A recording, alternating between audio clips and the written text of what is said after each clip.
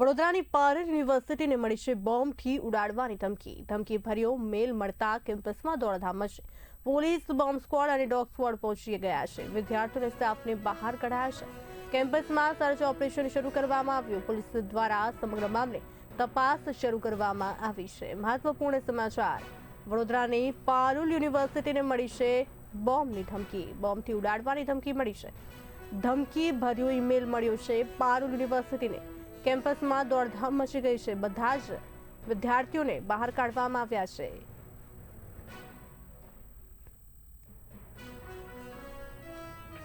ધમકી ભર્યો ઈમેલ મળતા વિદ્યાર્થીઓમાં ભયનો માહોલ।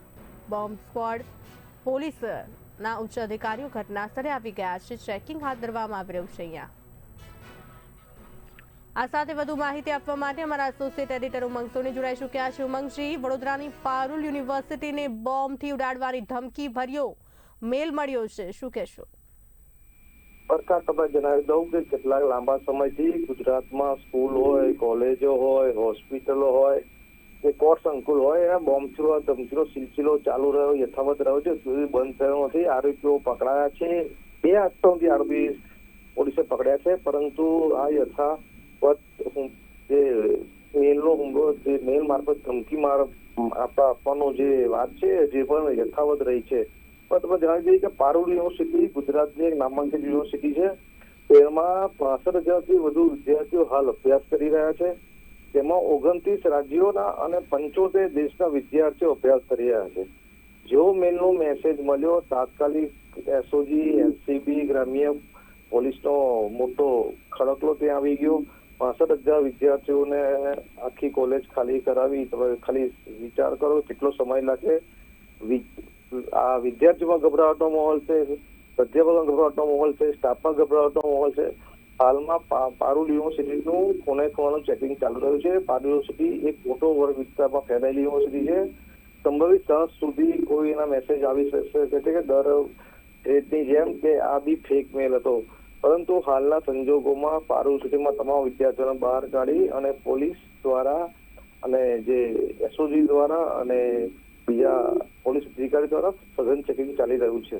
જી બિલકુલથી ઉમંગજી, પારુલ યુનિવર્સિટી જે છે ખૂબ જ મોટી સંખ્યામાં અહીંયા જે છે દૂર દૂરથી વિદ્યાર્થીઓ ભણવા માટે આવતા હોય છે। અને ખાસ કરીને વાત કરી પરીક્ષાઓનો સમય છે હાલ, તો વડોદરાની જે વાત કરી લાસ્ટ સેમિસ્ટરની એક્ઝામ જે આવવાની છે ને આ વચ્ચે આવી રીતે ધમકી ભરી આવી રીતે મેસેજ જે છે અવારનવાર મળી રહ્યા છે, તો ક્યાંક ને ક્યાંક આવી રીતે આ બાળકોના જે વિદ્યાર્થીઓ છે તેમનામાં ક્યાંક ને ક્યાંક માનસિક સ્થિતિ પર વધુ ગંભીર અસર પહોંચાડી રહી છે આવી ધમકીઓ। ઉમંગજી, તમને જણાવી દઉં કે ઘણા સમયથી સ્કૂલોમાં મળતા હતા। ખાસ કરીને સ્કૂલોમાં કુમળી વયના બાળકો અને અન્ય રીતના બાળકો હોય છે, તેમના માનસિકતા અસર પડે છે।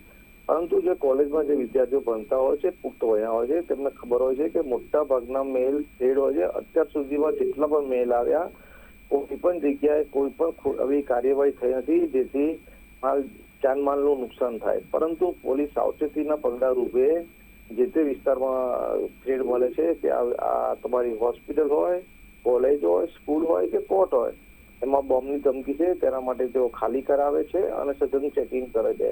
આમ થોડોક સમય ગભરાટનો માહોલ રહે છે, પરંતુ મને એવું લાગી રહ્યું છે કે અત્યારના સમયમાં ખાસ કરીને ગુજરાતમાં જે લોકોને આવી રીતે આ ઘટનાનું વારંવાર પુનરાવર્તન થાય છે, પબ્લિકને માનસિકતા સમજવી છે કે ભાઈ બહુ ગભરાટ કરવાનું કારણ નથી, ગભરાવાનું કારણ નથી।